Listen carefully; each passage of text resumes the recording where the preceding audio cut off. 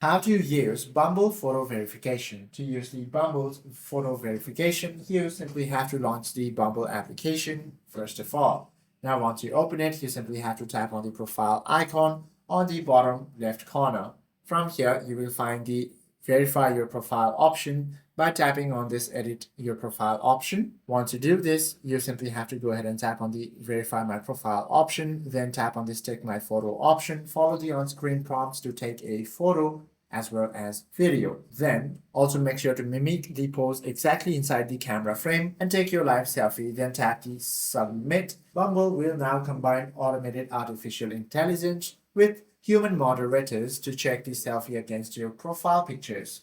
Once you do this, within a few minutes, you will receive a notification stating whether your account or your profile is successfully verified or not. Hope this video helps you out a lot. If you have any questions or queries, do comment down below.